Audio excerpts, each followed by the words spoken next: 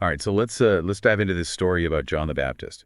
It's a pretty radical one, right? Yeah. The guy gives up a life of privilege to live in the desert, eating locusts and honey. You with me? Absolutely. I mean, talk about a fascinating choice, especially when you think about the context. Yeah, yeah, exactly. Yeah. So we're starting with this verse from Mark 1.4. So John appeared in the desert. Simple line, But but a lot packed into it. There's a whole world of meaning behind those few words. okay, so set the scene for us. What did John actually walk away from? Because it sounds like this guy was, I mean, practically royalty, right? Well, maybe not royalty, but he was definitely born into a pretty prestigious family. I mean, his father, Zechariah, was a priest in the Jerusalem temple. Oh, wow, okay. So yeah, that put them right at the heart of religious and social power. Yeah, I bet. Just picture it. The magnificent temple, the elaborate ceremonies, the comfortable priest's quarters. John could have just followed in his father's footsteps, enjoyed all the perks, all the advantages that came with it. So he's got social status, financial security, access to all those religious texts and things. It sounds like a pretty good deal. It does, doesn't it? Why on earth would he trade that for the desert? That's the million-dollar question. That's what makes John's choice so interesting. It's like he looked at all those conventional markers of success and just said, nope, not for me. Like he felt this deeper pull, a call to something beyond the walls of the institution. Yeah, it says a lot about his conviction, right? Okay. Because the desert wasn't exactly a vacation spot. Absolutely not. We're talking a harsh environment, unforgiving, isolating. Right. But that isolation, though, that was key. It allowed John to develop this relationship with God, one that was raw, unfiltered, free from any constraints, whether tradition or, dogma. So it was like a spiritual training ground, Yeah, you could say that. a place to strip away everything non-essential and just get down to the core of his faith. Exactly. The desert, it kind of forced him to confront himself, his beliefs, his purpose. It really pushed him to rely solely on God, to hear God's voice without the noise and the distractions of everyday life. Man, that makes me think about all the distractions that we face today. The constant information overload, the pressure to conform, this relentless pursuit of success as society defines it. Careful what? Maybe we all need a little bit of that desert experience, just some space to disconnect and reconnect with what really matters. It's a powerful analogy. John's choice wasn't about seeking hardship, for its own sake. It was about creating the space for a deeper, more authentic relationship with God, a relationship that ultimately shaped his entire ministry. And, that's actually where things start to get really interesting. Yeah, because it's not like John was just looking for, some peace and quiet for himself. This was about preparing for something specific, like a very specific role. Right. To be the forerunner of the Messiah. We talked about that before. But remind me what forerunner actually means in this context, I mean. Oh, it was a huge concept. Yeah. Back then, I mean. Yeah. Deeply rooted in Jewish tradition. It's like, think of a herald, someone who's preparing the way, announcing that something big, something momentous is about to happen. Okay, yeah. Like a messenger. Exactly.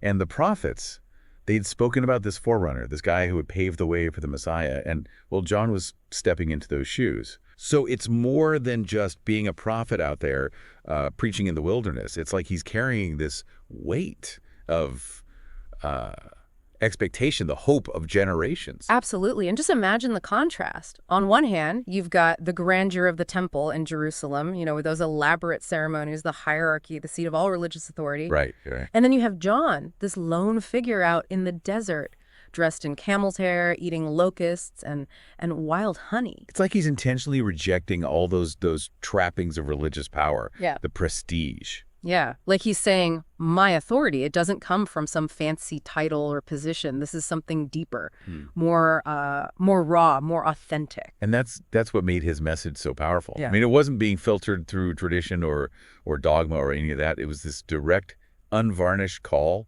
to repentance. Get ready, because things are going to change. Big time. And people actually went out to hear him, Yeah. right? Even though he was, in the middle of nowhere. They did. Isn't that remarkable? People from all walks of life, religious elites, everyday folks, they were all drawn to his message. So what was it about John's message that really resonated with people? Was it just the content itself? Or was there something about, being out in the desert, his whole approach, that added to its power? It was probably both. Yeah. His message definitely compelling, a call to return to the heart of their faith, to prepare for this coming kingdom. Right. But there's also something about choosing the desert, stripping away those external markers of religious authority. It gives his words, well, a certain weight, the sense of urgency and that authenticity we talked about. Like he was saying, look, I'm not here to play the religious game. I'm here to speak the truth, even if it makes people uncomfortable. Exactly. And that's a powerful challenge, not just for the people back then, but for us today, too. What are the trappings that we might be clinging to? Titles, positions, those outward signs of success, all those things that could be preventing us from really embracing our own calling, speaking truth with that same honesty, that conviction. It's a good question to think about. John's example reminds us that true authority, it doesn't come from external validation. It comes from aligning yourself with God's purpose. Yeah. Even if that means stepping outside what's expected or accepted, what's comfortable. And it's in those moments, those times when we choose to step outside our comfort zone, that we often encounter God in the most, in the most profound ways, just like Bannon did out there in the desert. It's funny because we often associate the desert with emptiness, Right. Yeah. Barrenness. But for John, it became this place of incredible spiritual growth. Yeah. That's because he wasn't really alone in the desert. The text makes it clear that God provided for him. He may not have had all the comforts or conveniences of life back in Jerusalem, but he had everything he needed to fulfill his purpose, I mean. Wow, it's amazing, isn't it?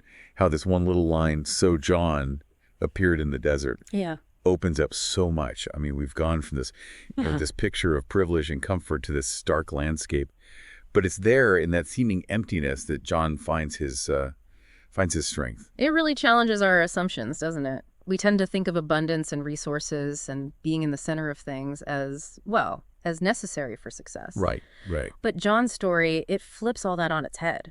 You mentioned earlier that the desert was a place of preparation for John, Yeah. and not just in the sense of him getting his message right, but almost like a spiritual training ground. Mm-hmm. What do you mean by that? Well, think about it. What did deserts represent back then? They were places of solitude. Prophets, they'd go out there, to connect with God. I mean, the Israelites themselves, they wandered the desert for 40 years. Mm-hmm. That became a defining period in their relationship with God. So John's choice, it wasn't random. He was tapping into this deep history of encountering the divine in the wilderness. So it's not just about physical isolation. It's about intentionally removing yourself from the noise of the world, The distraction. even the religious world, Yeah. to make space for something deeper. Exactly. And that's where this idea of an unfiltered relationship with God comes in.